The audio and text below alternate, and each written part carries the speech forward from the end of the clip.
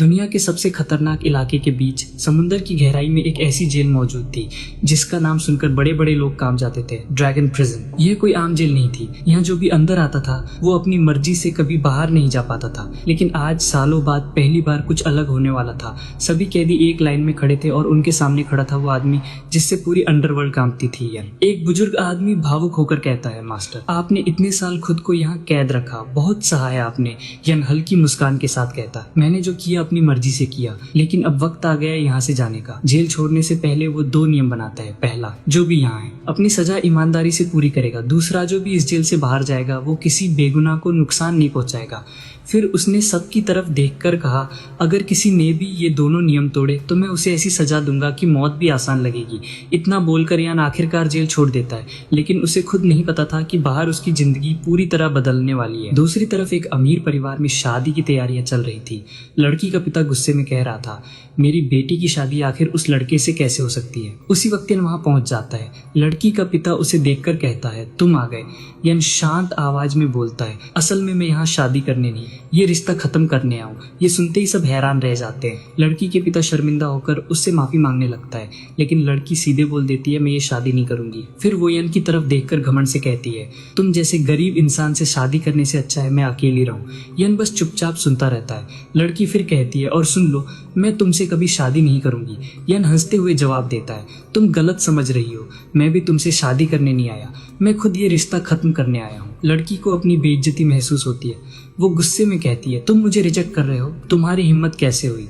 फिर अपने स्टेटस का घमंड दिखाते हुए कहती है, मेरे पीछे बड़े बड़े रिच फैमिलीज के लड़के पड़े हैं, यहाँ तक कि ली फैमिली का बेटा भी मुझे चाहता है, और तुम हो कौन। यन उसकी आंखों में देखकर कहता है, ली फैमिली, अगर मैं चाहूं तो एक शब्द में उनकी पूरी फैमिली खत्म हो सकती है। लड़की हंसने लगती है। उसे लगता है यन सिर्फ बड़ी बड़ी बातें कर रहा है। यन आखिरी बार लड़की के पिता को धन्यवाद देता है और वहां से चला जाता है। उधर लड़की अभी भी उसे बेवकूफ समझ रही थी, लेकिन जल्दी उसे पता चलने वाला था कि उसने किस इंसान को ठुकराया है। कुछ समय बाद यन जंगल के रास्ते जा रहा था। वहां उसने एक लड़की और उसके दादा को हंटिंग करते देखा। दादा अपनी पोती को शूटिंग सिखा रहे थे। अचानक उनके शिकार किए हुए जानवर को उठाने लगता है।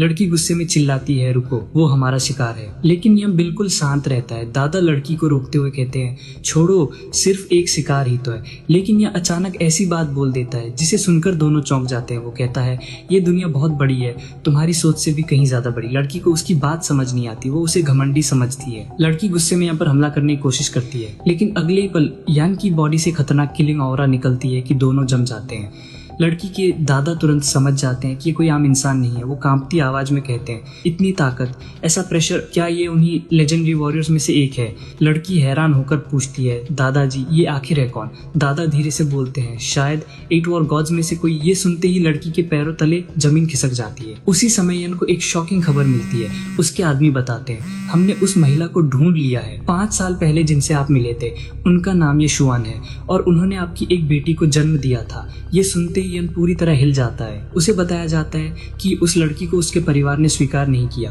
अब उनका परिवार बिजनेस लॉस में है, इसलिए वो जबरदस्ती उसकी शादी एक अमीर फैमिली में करवाना चाहते हैं ताकि पैसा मिल सके। यन की आंखों में गुस्सा भर जाता है। वो खड़ा होकर कहता है, तुरंत तैयारी करो, मैं अपनी बेटी से मिलने जा रहा हूँ। और यहीं से कहानी एक और बड़े तूफान की तरफ बढ़ने लगती है, क्योंकि अब जो भी उसकी बेटी को हर्ट करेगा उसका बचना नामुमकिन होगा। अब कहानी सीधे एक बेहद दर्दनाक मोड़ पर पहुंचती है। लोग आपस में बातें कर रहे थे। सुना उस लड़की ने किसी भिखारी जैसे आदमी से बच्चा पैदा किया था, तभी तो उसके परिवार ने उसे घर से बाहर निकाल दिया। दूसरा आदमी हंसते हुए बोला, फिर भी उसकी किस्मत देखो, लिन फैमिली का बेटा उससे शादी करने को तैयार है, भले ही बीवी नहीं, लेकिन उसे अपनी रखेल बनाकर रखेगा। आसपास खड़ी औरतें भी जल रही थी। इतने बड़े घर में जाने का मौका हमें क्यों नहीं मिला। उधर शुअन पूरी तरह टूटी हुई थी। वो अपनी माँ के सामने रोते हुए गिड़गिड़ाती है, माँ प्लीज पहले नाइना का इलाज करवा दो, उसकी तबीयत बहुत खराब है, वो मर जाएगी। लेकिन उसकी माँ पत्थर दिल निकली। वो गुस्से में बोली, मुझे उस नाजायज बच्ची की कोई परवाह नहीं, पहले शादी करो तभी इलाज होगा। शुआन मजबूरी में टूट जाती है। शादी की रस्म शुरू हो जाती है। शुन की आंखों में आंसू थे, लेकिन अपनी बेटी के लिए वो सब सह रही थी। उससे पूछा गया, क्या तुम अपनी पूरी जिंदगी लिन फैमिली के बेटे की दासी बनकर बिताने के लिए तैयार हो। और तभी धड़ाम, शादी का दरवाजा जोर से टूटता है। सभी लोग डरकर पीछे हट जाते हैं। दरवाजे पर खड़ा था यान उसकी एंट्री ने पूरे हॉल को शांत कर दिया। लिन फैमिली का बेटा गुस्से में चिल्लाया, ये कौन है, इसे बाहर फेंको। फिर वो हंसते हुए अपनी असली सोच बता नहीं करता। मैं तो उससे शादी सिर्फ इसे नीचा दिखाने के लिए कर रहा हूँ। इसने किसी गरीब आदमी से बच्चा पैदा किया, अब मैं इसकी आंखों के सामने उस बच्चे को मारूंगा। ये सुनकर यन का गुस्सा फट पड़ता है। वो पल भर में गार्ड्स को उड़ा देता है। शुआन उसे देखकर शॉक हो जाती है। तुम अभी भी जिंदा हो, लेकिन वो उसे पहचान नहीं पाती। लिन फैमिली का लड़का बंदूक निकालता है। चाहे तुम मार्शल आर्टिस्ट हो, लेकिन गोली से तेज नहीं हो सकते। वो गोली चलाने वाला था, लेकिन अगले ही सेकंड यन ने उसे खत्म कर दिया। सबकी सांसें रुक गई। शून डर जाती है और रोते हुए कहती है, तुमने क्या कर दिया? उसके पास हमारी बेटी की जिंदगी थी। यन अचानक रुक जाता है, मेरी बेटी। तब उसे पता चलता है कि उसकी बेटी नाइना ल्यूकीमिया से लड़ रही है और इलाज के पैसे ना होने की वजह से उसकी जान खतरे में है। यन की आंखें खून से भर जाती हैं। ये फैमिली के लोग चीखने लगते हैं, तुमने लिन फैमिली के बेटे को मार दिया, अब हमारा पूरा परिवार खत्म हो जाएगा। यन सिर्फ एक लाइन बोलता है, 3 दिन के अंदर लिन फैमिली का नाम मिट जाएगा। ये सुनकर सबके चेहरे उतर जाते हैं, लेकिन यन को किसी की परवाह नहीं थी। उसे सिर्फ अपनी बेटी को बचाना था। वो तुरंत अस्पताल की तरफ निकल पड़ता है। अस्पताल में एक और शॉकिंग चीज चल रही थी। एक बूढ़ी दादी छोटी नाइना के पास रो रही थी। नाइना की हालत बहुत खराब थी और कुछ लालची लोग उसकी आंखें निकाल कर बेचने की बात कर रहे थे। दादी रोते हुए कह रही थी, मैं अभी तक उसके पिता को नहीं देख पाई, काश मैं उसे एक बार देख पाती। तभी यह वहां पहुंच जाता है। वो गुस्से में डॉक्टरों और गुंडों को रोक देता है। मेरी बेटी को कोई हाथ नहीं लगाएगा। पूरा अस्पताल कांप उठता है। छोटी नाइना दर्द से बेहोश हो चुकी थी। डॉक्टर्स ने बताया, अगर तुरंत इलाज नहीं हुआ तो वो हमेशा के लिए अपनी आंखें खो देगी। यन अपनी पत्नी से कहता है, मुझ पर भरोसा करो, मैं वापस आ चुका हूँ, अब मैं तुम दोनों की रक्षा करूंगा। वो तुरंत सिल्वर नीडल्स मंगवाता है और अपनी लेजेंडरी हीलिंग टेक्निक इस्तेमाल करना शुरू कर देता है। हर सेकंड उसकी ताकत कम हो रही थी, लेकिन वो रुक नहीं रहा था, क्योंकि इस बार बात उसकी बेटी की थी। काफी देर बाद छोटी नाइना धीरे धीरे आंखें खोलती है। कमजोर आवाज में कहती है, पापा क्या सच में आप हो? यन की आंखों से आंसू निकल जाते हैं। नाइना मुस्कुराकर कहती है, पापा बहुत हैंडसम है, लेकिन आपका चेहरा इतना सफेद क्यों है? ये सुनकर यन टूट ही जाता है। इतने सालों बाद पहली बार उसकी बेटी ने उसे पापा कहा था, लेकिन असली दुश्मन अभी खत्म नहीं हुए थे और आगे जो होने वाला था वो और भी खतरनाक था। हॉस्पिटल वाली घटना के बाद खबर आग की तरह फैल गई। जो लोग नाइना को नुकसान पहुंचाने में शामिल थे वो डर से कांपने लगे। उधर यन की वाइफ और बेटी को सेफ जगह ले जाया गया। यन के लोगों ने शहर की सबसे रेयर मेडिसिन्स इकट्ठा करनी शुरू कर दी ताकि नाइना जल्दी रिकवर कर सके। तभी एक आदमी क्यूरियोसिटी में पूछ बैठा, आखिर वो इंसान है कौन जिसके लिए इतनी बड़ी तैयारी हो रही है? अगली सेकंड उसे चुप कर दिया गया। जितना पूछा जाए उतना ही बोलो, वरना जिंदा नहीं बचोगे। सबको समझ आ चुका था मामला बहुत बड़ा है। इसी बीच अलग अलग जगहों पर शॉकिंग रिएक्शन शुरू हो गए। एक महिला को खबर मिलती है यान वापस आ चुका है। उसकी पत्नी को जबरदस्ती शादी के लिए मजबूर किया गया। उसकी बेटी को ऑपरेशन टेबल पर चढ़ा दिया गया और अपनी बेटी को बचाने के लिए यान ने अपनी सारी इंटरनल पावर खर्च कर दी। ये सुनते ही वो महिला गुस्से में आ जाती है, किसकी इतनी हिम्मत हुई? दूसरी तरफ एक पावरफुल जनरल चिल्लाता है, तुरंत मेरे 1 लाख सोल्जर्स तैयार करो, मैं पूरा किंग सिटी मिटा दूंगा। उधर नाविक को ऑर्डर दिया जाता है, सारे जहाज तुरंत किंग सिटी की तरफ बढ़ाओ। समुद्र के सारे रूट्स ब्लॉक कर दिए जाते हैं। दूसरे देशों तक खबर पहुंच जाती है। कुछ बड़े बिजनेसमैन सीधे किंग सिटी की इकोनॉमी कंट्रोल करने लगते हैं। हर पावरफुल इंसान सिर्फ एक जगह जा रहा था, किंग सिटी। सब पूछ रहे थे आखिर वहां हुआ क्या है। ऊपर तक सरकार भी पैनिक में आ गई। उन्होंने तुरंत इन्वेस्टिगेशन करवाई और फिर उन्हें सच पता चला ये सभी लोग यन के लॉयल फॉलोअर्स हैं और वो अपनी बेटी के साथ हुए अत्याचार का बदला लेने जा रहे हैं। गवर्नमेंट के बड़े अधिकारी भी टेंशन में आ गए, क्योंकि यन ने देश के लिए बहुत कुछ किया था। उसके बिना देश आज इतना पावरफुल नहीं होता। एक ऑफिसर ने साफ कहा, अगर यन के फॉलोअर्स बदला लेना चाहते हैं तो उन्हें कोई नहीं रोकेगा। आज देश भी उस पर एहसानमंद है। ये सुनकर पूरा सिस्टम साइलेंट हो गया। अब किंग सिटी की किस्मत यन के हाथ में थी। कुछ घंटों बाद यन होश में आता है। सब लोग इमोशनल होकर उसके पास खड़े थे। मस्त, अगर आपको कुछ हो जाता तो हम जी नहीं पाते। यन सबसे पहला सवाल पूछता है, मेरी बेटी कैसी है? उसे बताया जाता है वो अब सेफ है, उसकी आंखें पूरी तरह ठीक हो चुकी हैं, बस शरीर थोड़ा वीक है। यन पहली बार चैन की सांस लेता है, लेकिन अगले ही पल उसकी आंखों में बदले की आग दिखने लगती है। अब हिसाब बराबर करने का वक्त आ गया है। यन के सामने हॉस्पिटल वाला आदमी लाया जाता है। वो डर के मारे रोने लगता है, मुझे माफ कर दो, मुझे लिन फैमिली के बेटे ने मजबूर किया था। उसने कहा था कि आपकी बेटी को आपकी वाइफ के सामने तड़पा कर मार देगा। ये सुनकर पूरा कमरा खामोश हो गया। यन धीरे से बोलता है, लिन फैमिली। उसकी आवाज इतनी डरावनी थी कि सब कांप गए। यान के फॉलोअर्स चिल्लाने लगे, लिन फैमिली खत्म होनी चाहिए, उनका पूरा खानदान मिटा दो। एक जनरल बोला, बस आपका ऑर्डर चाहिए, हम पूरे शहर को खत्म कर देंगे। लेकिन यान तुरंत रोक देता है, मैं बेगुनाह लोगों को नहीं मारता, गलती सिर्फ लिन फैमिली की है और सजा भी वही भुगतेंगे। इसके बाद यान अपनी वाइफ और बेटी के पास जाता है। उसकी बेटी खुशी से बोलती है पापा और उसे कसकर पकड़ लेती है। यान इमोशनल हो जाता है। वो अपनी वाइफ से कहता है, इन सालों में तुम दोनों ने बहुत दर्द सहा है, अब मैं तुम्हें दुनिया की सबसे खुश जिंदगी दूंगा। उसकी वाइफ मुस्कुराकर कहती है, मुझे तुम पर भरोसा है। फिर यान अपनी वाइफ को बेटी पकड़ाते हुए कहता है, तुम नैना का ध्यान रखो, मुझे कुछ अधूरा काम खत्म करना है। उसकी वाइफ घबराकर पूछती है, तुम पूरा शहर तो नहीं मिटा दोगे ना? यान हल्का सा मुस्कुराता है, मैं किसी मासूम को नुकसान नहीं पहुंचाता। लेकिन लिन फैमिली, अब उनका अंत है। इसी बीच उसका लॉयल जनरल कहता है कि उसने ये लाख सोल्जर्स बुला लिए हैं। यान गुस्से में उसे डांट देता है, तुम देश की सेना को पर्सनल रिवेंज के लिए इस्तेमाल नहीं कर सकते। जनरल बोलता है, मैं आपकी खातिर अपनी पोस्ट छोड़ दूंगा। लेकिन यान उसे वापस भेज देता है, ये मेरा पर्सनल मैटर है और इसे मैं खुद खत्म करूंगा। अब अगला चैप्टर सीधे लिन फैमिली के विनाश का होने वाला है। यान ने अपने लॉयल जनरल को साफ आदेश दिया, अपनी आर्मी तुरंत वापस ले जाओ। जनरल अभी भी जाना नहीं चाहता था।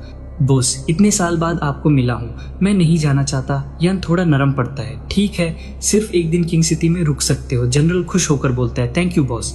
उधर बाकी फॉलोअर्स भी वापस लौटने लगे। सब समझ चुके थे कि यान अपना बदला खुद लेने वाला है। अचानक लगातार बुरी खबरें आने लगती हैं। सर, हमारी कंपनीज किसी अननोन ग्रुप ने खरीद ली। सर, हमारे फैक्ट्रीज पर हमला हो गया। सर, हमारे गुड्स लूट लिए गए।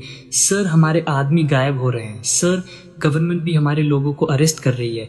लिन फैमिली हेड पूरी तरह शॉक हो जाता है, आखिर ये सब कर कौन रहा है? लेकिन असली नाइटमेयर अभी शुरू हुआ था। कुछ देर बाद गार्ड्स भागते हुए आते हैं। सर, हमारे घर को लोगों ने घेर लिया है। लिन फैमिली हेड पूछता है, कितने लोग हैं? गार्ड कांपते हुए बोलता है, सिर्फ 5 लोग। लिन फैमिली हेड हंस पड़ता है, सिर्फ 5 लोग? लेकिन गार्ड डरते हुए कहता है, वो इंसान नहीं, मॉन्स्टर्स हैं। अब लिन फैमिली हेड खुद बाहर जाता है। बाहर यान के टॉप वॉरियर्स खड़े थे। लिन फैमिली हेड रिश्वत देने की कोशिश करता है, जो चाहिए ले लो, पैसा, प्रॉपर्टी, पावर। लेकिन उनमें से एक आदमी मुस्कुराकर कहता है, हमें सिर्फ तुम्हारा सिर चाहिए। ये सुनते ही लिन फैमिली हेड गुस्से से हमला करने का आदेश देता है, लेकिन उसके गार्ड सेकंड्स में खत्म हो जाते हैं। अब उसे समझ आता है कि मामला बहुत बड़ा है। यन सामने आता है। लिन फैमिली हेड शॉक हो जाता है, तुम कौन हो? यन शांत आवाज में पूछता है। लिन फेंग तुम्हारा बेटा था, वो जवाब देता है। यन की आंखें ठंडी हो जाती हैं, तो अब तुम भी उसके पास जाओगे और लड़ाई शुरू हो जाती है। लिन फैमिली ने अपना हिडन मार्शल आर्ट्स मास्टर बुला लिया। उसे लगा अब सिचुएशन बदल जाएगी। वो बूढ़ा मास्टर घमंड से बोला, तुम बच्चे हो, मार्शल वर्ड नहीं समझते, आज मैं तुम्हें रिस्पेक्ट सिखाऊंगा। यान ने अपने आदमी की तरफ देखा, इसे चुप करा दो। बस अगले ही पल वो बूढ़ा मास्टर खत्म हो गया। मरने से पहले वो अपनी फेमस फैमिली का नाम लेने की कोशिश करता है, लेकिन किसी को फर्क नहीं पड़ता। लिन फैमिली पूरी तरह खत्म हो जाती है। पूरा शहर शॉक में था। क्या सच में लिन फैमिली खत्म हो गई? ये किसने किया? उधर ये फैमिली में भी पैनिक था। शुअन की माँ को अचानक यान की बात याद आती है, क्या ये सब उसी ने किया? लेकिन फिर खुद को समझाने लगती है, नहीं, वो इतना पावरफुल नहीं हो सकता। उन्हें अभी भी सच पता नहीं था। ये फैमिली सोच रही थी कि अब खतरा खत्म हो गया है। उनकी माँ बोली, अब शुअन को वापस बुलाओ, हमें उससे अभी और फायदा लेना है। मतलब इतनी बड़ी ट्रेजेडी के बाद भी वो नहीं बदले। उनकी लालच अभी भी खत्म नहीं हुई थी और ये लालच आगे उन्हें बहुत भारी पड़ने वाला था। उधर यान अपनी वाइफ के पास लौटता है। शुआन उसे कसकर पकड़ लेती है, मुझे और नाइना को फिर अकेला मत छोड़ना। यान उसकी आंखों में देखकर कहता है, अब कभी नहीं, मैं वापस जरूर आऊंगा। उसकी वाइफ फाइनली उस पर भरोसा कर लेती है, लेकिन यान के चेहरे से साफ था कि अभी भी कुछ अधूरे हिसाब बाकी हैं। लिन फैमिली खत्म करने के बाद यान अपनी वाइफ के पास लौट ही रहा था, तभी रास्ते में उसकी पहली वाली फियांसे सिया फिर मिल जाती है। वो उसे देखते ही एटीट्यूड में बोलती है, तुम फिर यहाँ क्यों आए हो?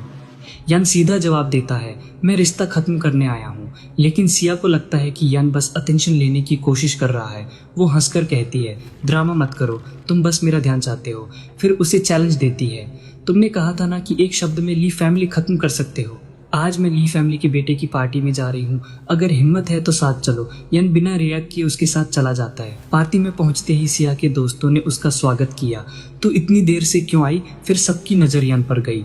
ये कौन है? सिया कैजुअली बोलती है, बस फैमिली फ्रेंड है। लेकिन रिच किड्स तुरंत उसका मजाक उड़ाने लगे, ये कहाँ से उठा लाई? इसकी ड्रेसिंग देखो, लगता है गाँव से सीधा आया है।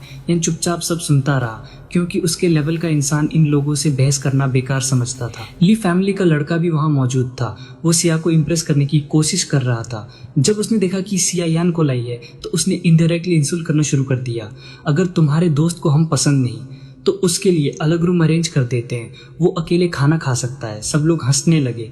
यान बस उठकर वहां से निकल गया, उसे इन बच्चों के गेम्स में इंटरेस्ट नहीं था। वॉशरूम एरिया में जाते वक्त यान को कुछ अजीब महसूस हुआ। कुछ गार्ड्स सस्पिशियस तरीके से खड़े थे। वो अंदर जाने की कोशिश करता है लेकिन गार्ड्स रोक देते हैं। यह एरिया बंद है। यहाँ समझ गया कुछ गलत हो रहा है। उसी समय उसे एक महिला की हेल्प की आवाज सुनाई देती है। अब वो सीधे अंदर घुस जाता है। स्पॉइल लड़का गुस्से में चिल्लाता है, तू कौन है?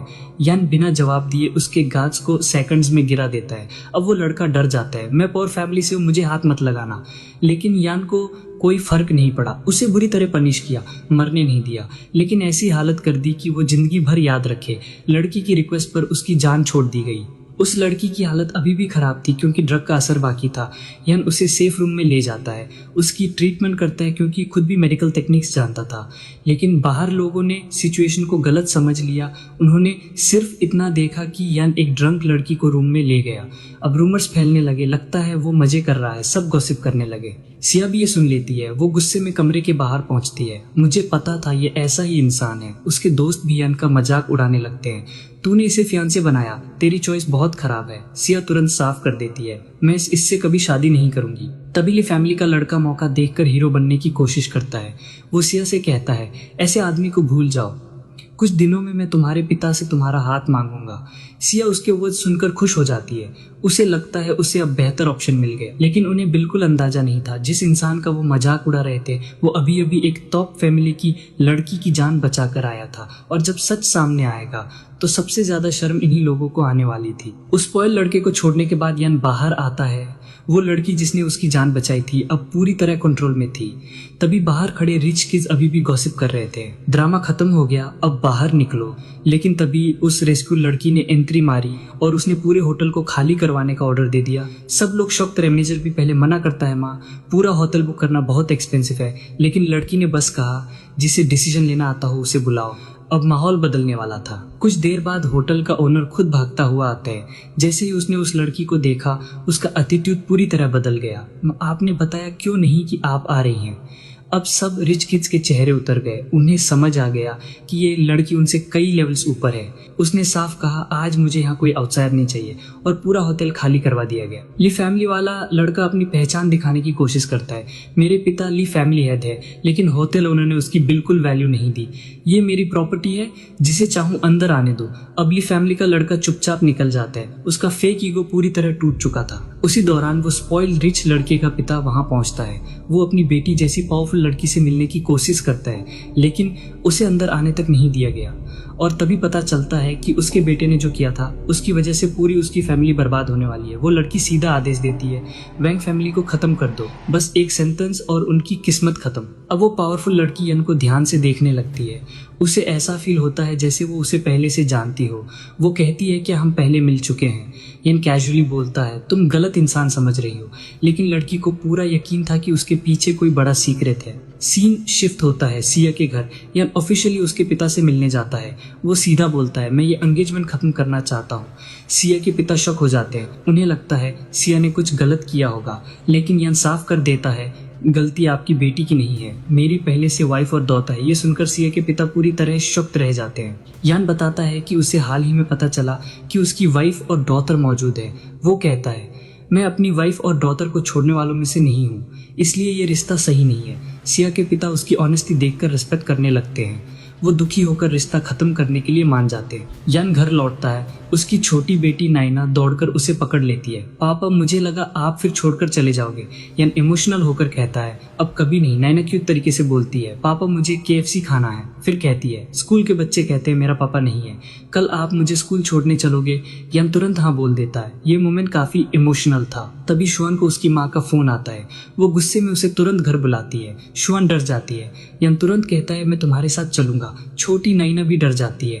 पापा, बैड पीपल से मामा को बचाना। यान मुस्कुराकर प्रॉमिस करता है। ये फैमिली पहुंचते ही शुआन की माँ फिर अपना असली रंग दिखाती है। वो कहती है, पहले लिन फैमिली थी, अब वोंग फैमिली के बेटे से शादी करो। शुआन पूरी तरह टूट जाती है। आप लोग मेरी जिंदगी को दिल क्यों समझते हो? पहले मेरी बेटी की बीमारी का फायदा उठाया, अब फिर मुझे बेच रहे हो। फिर वो रोते हुए पूछती है, क्या मैं आपकी असली बेटी भी हूँ? आपको सिर्फ फैमिली स्टेटस चाहिए, मेरी जिंदगी नहीं। उसकी माँ फिर भी नहीं पिघलती और यही साफ हो जाता है कि अगला टारगेट अब सिर्फ एक फैमिली नहीं बल्कि शुआन का अपना क्रूअल परिवार भी हो सकता है। शुआन की माँ फिर हद पार कर देती है। वो नाइना को लेकर बहुत गंदी बात बोल देती है। बस ये सुनते ही यन का पेशेंस खत्म हो जाता है। उसने सीधे शुआन की माँ को थप्पड़ मार दिया। पूरा घर शॉक हो गया। वो गुस्से में बोली, तुमने मुझे मारा। यन ठंडी आवाज में कहता है, सिर्फ इसलिए जिंदा हो क्योंकि तुम शुआन की माँ हो, वरना अभी तक खत्म हो चुकी होती। कमरे में सन्नाटा छा जाता है। फैमिली के लोग फिर यन पर चढ़ने लगते हैं। तुम्हारी इतनी हिम्मत, ये फैमिली है। लेकिन यन बिल्कुल नहीं डरता। वो शुआन की तरफ देखकर कहता है, तुम मेरी वाइफ हो, मैं किसी को तुम्हें हर्ट करने दूंगा, चाहे वो तुम्हारी माँ ही क्यों ना हो। शुआन इमोशनल हो जाती है। पहली बार कोई उसके लिए इतनी मजबूती से खड़ा हुआ था। फैमिली की दादी फिर नया दिल देती है, अगर वोंग फैमिली के बेटे से शादी कर लो तो हम तुम्हारी सारी गलतियां माफ कर देंगे। लेकिन इस बार शुआन टूटती नहीं। वो सीधा बोलती है, मैं मना करती हूँ। पूरा परिवार शॉक हो जाता है। दादी चिल्लाती है, क्या तुमने? शुआन फिर कहती है, मैं ऑलरेडी मैरिड हूँ, मैं किसी और से शादी नहीं करूंगी। गुस्से में फैमिली वाले उसे पकड़ने की कोशिश करते हैं। इसे बंद कर दो, शादी वाले दिन ही बाहर निकालेंगे। लेकिन यान आगे आ जाता है। वो कोल्ड टोन में कहता है, अगर हाथ बचाने हैं तो पीछे हट जाओ, कुछ लोग अटैक करने आते हैं। लेकिन यान के लोग इंस्टेंटली उन्हें रोक देते हैं। अब कोई आगे बढ़ने की हिम्मत नहीं करता। तभी यान के फॉलोअर्स एक फनी लेकिन इमोशनल रीजन से रुकना चाहते हैं। उन्हें पता चलता है कि नाइना का बर्थडे आने वाला है। वो कहते हैं, वो छोटी प्रिंसेस का बर्थडे है, बर्थडे सेलिब्रेट करके जाएंगे। यान पहली बार मुस्कुराता है। मेरी बेटी का बर्थडे, उसकी आंखें भर जाती हैं। इस बार उसका बर्थडे यादगार होगा। इसके बाद पूरी दुनिया जैसे एक्टिवेट हो जाती है। कोई लग्जरी होटल बुक कर रहा था, कोई रेयर गिफ्ट्स अरेंज कर रहा था, कोई ज्वेलरी, कोई टॉयज, कोई सरप्राइज प्लानिंग।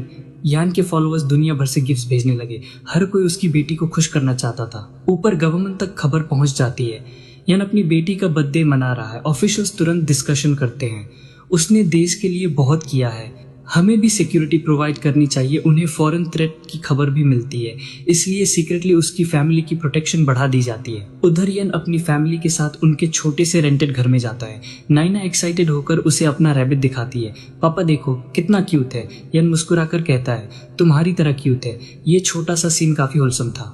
लेकिन वहां पहुंचते ही फिर ड्रामा शुरू हो जाता है। शुआन की मायन को इंसल्ट करती है, तुमने हस्बैंड और फादर की ड्यूटी निभाई, मेरी बेटी को रिच फैमिली में भेजना गलत कैसे है। वो यहाँ तक कह देती है, नाइना को अपने साथ ले जाओ, उसके बिना मेरी बेटी बेहतर शादी कर सकती है। ये सुनकर नाइना रोने लगती है। लेकिन यान खामले कहता है, मैं शुआन से शादी करूंगा और उसे पूरी जिंदगी खुश रखूंगा।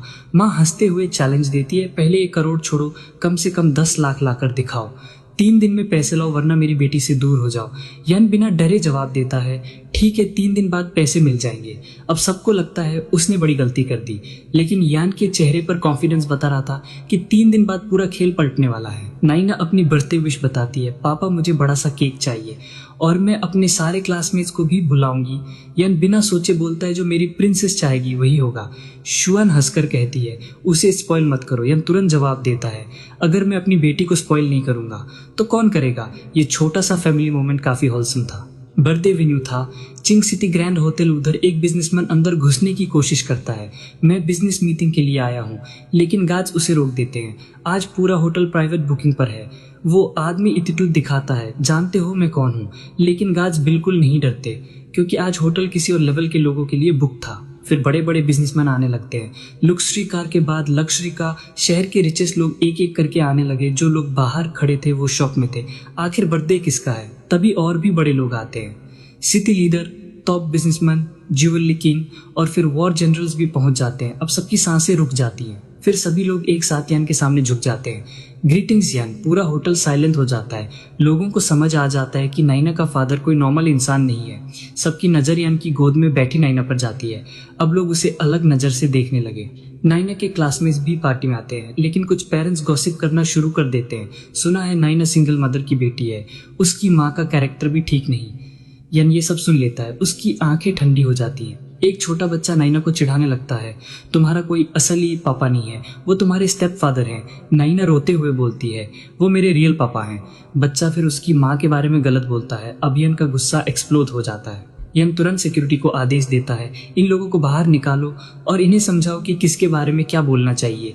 फिर वो साफ कहता है, मेरी वाइफ और डॉटर के बारे में कोई गलत बोलेगा तो मैं बर्दाश्त नहीं करूंगा। बाकी लोग तुरंत डर जाते हैं। इसके बाद एटमॉस्फेयर फिर नॉर्मल किया जाता है। यन खुद स्टेज पर जाता है, आज मेरी बेटी का बर्थडे है, आप सब आए, इसके लिए धन्यवाद। आज सिर्फ खुशियां होंगी। अब सेलिब्रेशन शुरू हो जाती है। गिफ्ट्स की बारिश होने लगती है। कोई मिलिट्री बैज देता है, कोई रेयर शिप मॉडल, कोई प्राइसलेस जेमस्टोन, कोई बुलेट प्रूफ गिफ्ट। हर गिफ्ट इतना एक्सपेंसिव था कि लोग सोच भी नहीं सकते थे। और फिर एक स्पेशल अनाउंसमेंट होता है, आज से नैना ऑफिशियली किंगडम प्रिंसेस जैसी प्रोटेक्शन पाएगी। पूरा हॉल क्लैप करने लगता है। नैना खुशी से झूम उठती है। पार्टी खत्म होने के बाद यान अपनी फैमिली को सरप्राइज देता है। वो शुअन को एक न्यू हाउस की कीज देता है। अब ये हमारा घर है। शुअन इमोशनल हो जाती है। फिर यान उससे कहता है, चलो ऑफिशियली शादी रजिस्टर कर लेते हैं, तुम्हें बिना नाम के और नहीं रखना चाहता। शुअन आंसू भरकर कहती है, मैं तैयार हूँ। उधर उसके पेरेंट्स फाइनली रियलाइज करने लगते हैं, जिस इंसान को वो गरीब समझ रहे थे वो शायद उनकी सोच से कहीं ज्यादा बड़ा निकला। तो दोस्तों, फिलहाल इस कहानी का चैप्टर यहीं खत्म होता है, लेकिन असली खेल अभी बाकी है। आगे इनकी असली पहचान सामने आएगी और शुअन की फैमिली का क्या होगा वो देखने लायक होगा। अगर आप इस स्टोरी का अगला पार्ट चाहते हो तो इस वीडियो पर 2000 लाइक्स कर दो और ऐसे ही अमेजिंग स्टोरी के लिए मैनवा सेंसी को सब्सक्राइब जरूर करना।